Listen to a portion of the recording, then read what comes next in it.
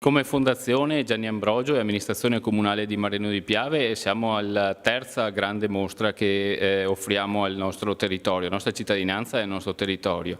Quest'anno abbiamo scelto il maestro Ennio Finzi, il veneziano Ennio Finzi, che è sicuramente uno dei maggiori artisti contemporanei ancora in vita.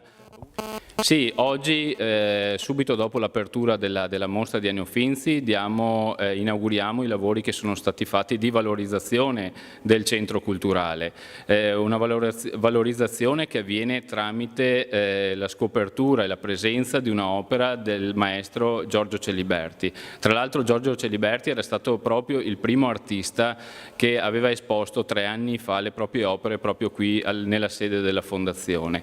Le risorse sono state trovate grazie a 3 aziende del territorio, 3 aziende di Marino di Piave che hanno colto l'opportunità dell'istituto dell'Art Bonus e quindi tutto l'intervento è assolutamente a costo zero per le casse del Comune. Questo intervento si configura principalmente con il posizionamento di un'opera appunto di Giorgio Celiberti, che è una stele molto bella che si erge sul giardino di fronte al municipio di Mareno, ma poi anche con tutta una serie di arredi, di totem che vanno a identificare e a qualificare il centro culturale stesso. L'emozione è solo dallo sguardo, cioè i tuoi occhi devono dire a te quello che vogliono essere loro, null'altro. Non posso dirti altro perché non c'è altro da dire. Ok, e questo è il quadro, quello che... È più difficile forse, anche perché è più solitario.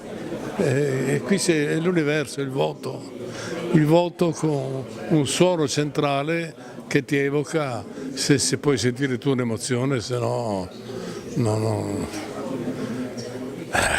Così.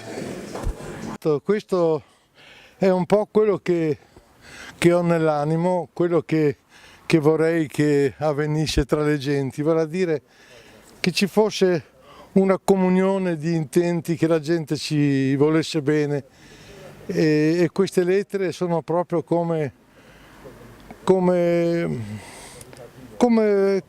desidererei che le persone stessero tra di loro, che stessero unite, che si volessero bene, che sarebbe un bene bello per tutti, sarebbe una cosa che aiuterebbe tutta l'umanità.